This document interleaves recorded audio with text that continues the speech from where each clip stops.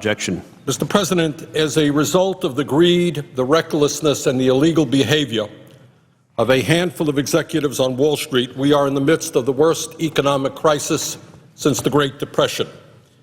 Millions of Americans from one end of this country to the other have lost their jobs, they've lost their homes, they've lost their savings, they have lost their ability to send their kids to college, and they've lost their hope. In fact, just this morning we have learned that the official unemployment rate is now a staggering 10.2%, the highest in over 26 years. Since the recession began in December of 2007, 8.2 million Americans have lost their jobs, and the unemployment rate has more than doubled. In total, today, 15.7 million Americans are officially unemployed. Another 9.3 million are working part-time. They want to work 40 hours a week, but they're only working part-time. And 2.2 million workers have given up looking for work altogether. And, Mr. President, when you add those three factors together, official unemployment, people who have given up looking for work, people who are working part-time and want to work full-time, what you are left with is an incredible 17.5% of the American workforce unemployed or underemployed. 27 million Americans. And when we go out and we find that people are angry or they're hurt or they're depressed, that is one of the reasons why. Mr. President, over a year has gone by since Congress, against my vote, passed the $700 billion bailout for Wall Street. The Federal Reserve has committed trillions of additional dollars in virtually zero-interest loans and other assistance to large financial institutions. Add it all together, and you are looking at the largest taxpayer bailout in the history of the world. Then President Bush, Secretary Treasury Paulson, Ben Bernanke, Fed chairman, told us at that time that we needed to bail out Wall Street because we could not allow these huge financial institutions and insurance companies to fail. Because if they failed, their failure would be systemic, that would impact every aspect of our economy and would take down large segments not only of financial services, but the entire economy as well. We all remember this is not a bailout of Wall Street. This is a bailout to help Main Street. Mr. President, one might think if these institutions were, quote unquote, too big to fail, one kind of obvious solution, you don't need a PhD in economics to figure this out, is that you might want to make them smaller. If they're too big to fail, maybe you want to reduce their size. Yet, under the leadership of the Bush administration and Fed Chairman Ben Bernanke, these financial institutions did not get smaller, they got bigger. Last year, Bank of America, the largest commercial bank in this country, which received a $45 billion taxpayer bailout, purchased Countrywide, the largest mortgage lender in this country, and Merrill Lynch, the largest brokerage firm in this country. You don't become smaller when you incorporate into your existence other large institutions.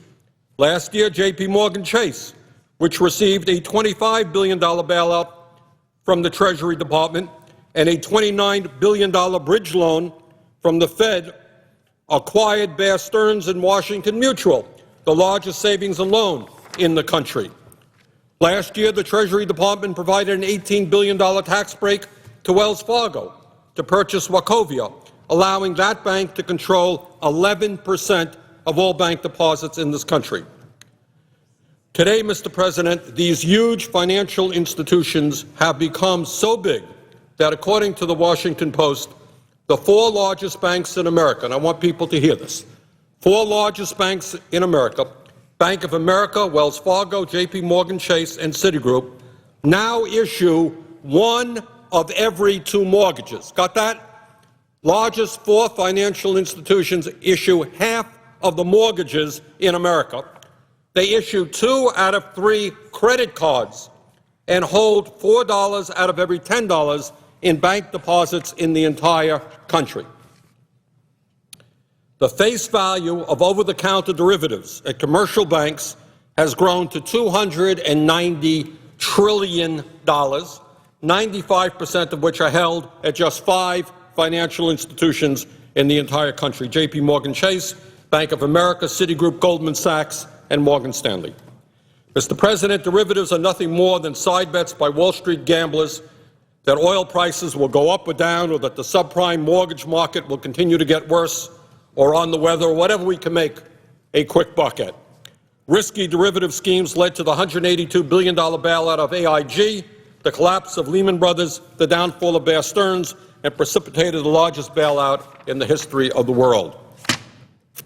Mr. President, if any of these financial institutions were to get into major trouble again, and frankly there is no reason to believe that that will not happen, because they are spending millions of dollars trying to influence Congress to prevent any action to stop them from going back to the ways they were at before the collapse.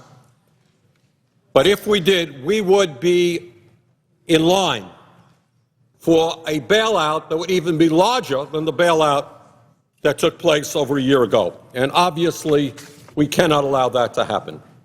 Not only are too-big-to-fail financial institutions bad for taxpayers, the enormous concentration of ownership in the financial sector has led to higher bank fees, usurious interest rates on credit cards, and fewer choices for consumers.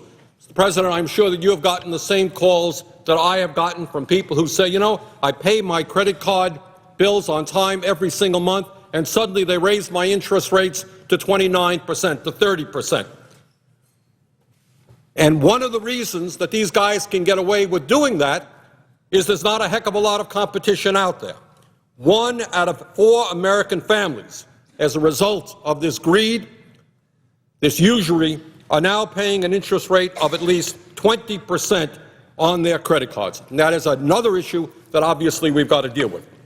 According to Business Week, Bank of America sent letters notifying some responsible cardholders that it would more than double their rates to as high as 28%. These are people who pay their bills on time. According to a recent study by the Pew Charitable Trusts, credit card interest rates went up by an average of 20% in the first 6 months of this year, even as banks' cost of lending declined. In other words, as banks get bigger, consumers are having to pay twice: once to bail out these institutions when they screw up altogether, and a second time to pay higher fees and interest rates.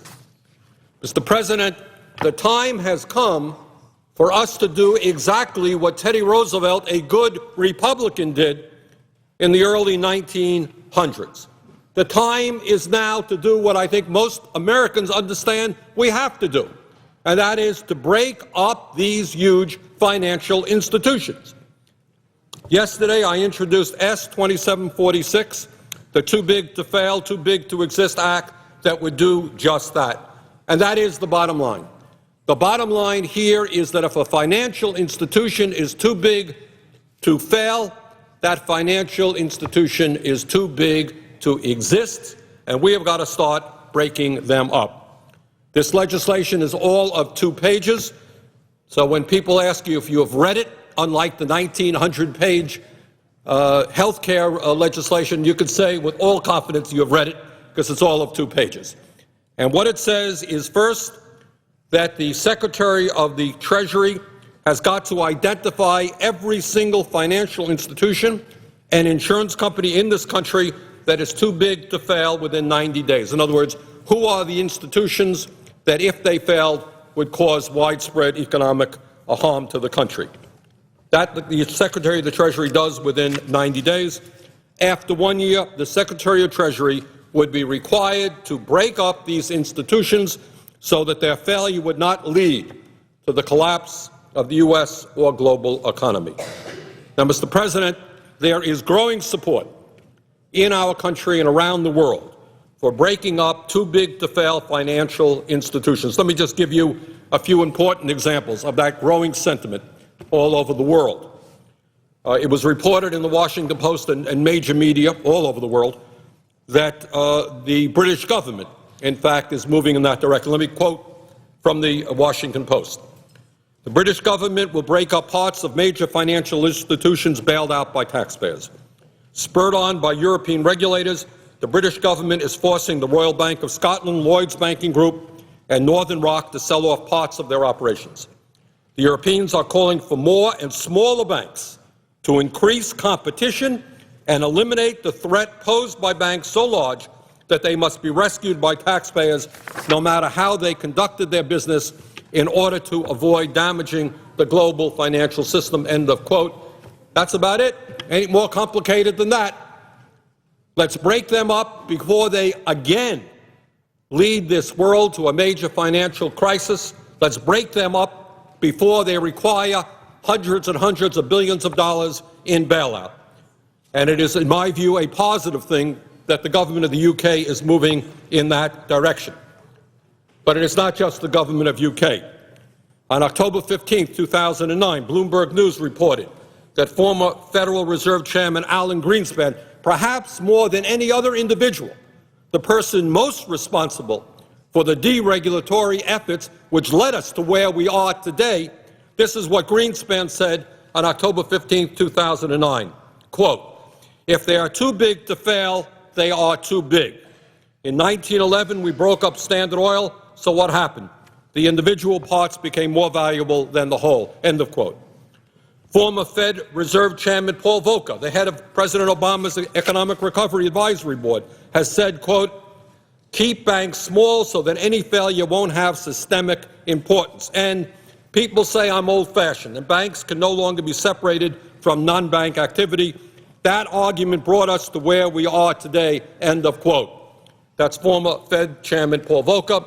Robert Reich, President Clinton's former Labor Secretary, has said that, quote, "No important public interest is served by allowing giant banks to grow too big to fail. Wall Street giants should be split up, and soon." Sheila Bair, the head of the Federal Deposit Insurance Corporation, has said that, quote, "We need to reduce our reliance on large financial institutions and put an end to the idea that certain banks are too big to fail," and on and on. People all over our country, conservatives, progressives, are making that point. Mr. President, let me just conclude by saying this. As members of the Senate, as members of Congress, we are besieged every day by enormously powerful and wealthy special interests. We got health insurance industry spending over $1 million a day on lobbying, huge amount of campaign contributions, the drug companies, the military defense contractors, you name it, they're all outside the door fighting to make sure that their special interests gain more and more. But at the top of that list of powerful special interests certainly are the large financial interests. Over a 10-year period, they spent over $5 billion in lobbying and campaign contributions in order to make sure that Congress deregulated their activities so that they can merge, so they can get engaged in reckless financial speculation. Well, they won, and the American people have lost, and the American people are paying that price today. I think, Mr. President, the time is now for us to say enough is enough, for us to do what I think the vast majority of the American people want us to do, and that is, if an institution is too big to fail, it's too big to exist, let's start breaking them up for two basic reasons. Number one, I don't want to see a huge bailout having to take place again, hundreds and hundreds of billions of dollars of taxpayer money going to these guys. And number two, it is unhealthy for the economy when so few people have such a concentration of ownership in terms of credit cards, in terms of mortgages, in terms of other financial transactions. The small business community, middle business community desperately need credit. They're not getting credit. You got people on there who are controlling a whole lot of our financial system. So, Mr. President, now is the time to do what Teddy Roosevelt did well over 100 years ago, and that is to stand up to these guys, and for the well-being of our economy and the American people, let's break them up. Mr. President, with that, I would yield the floor.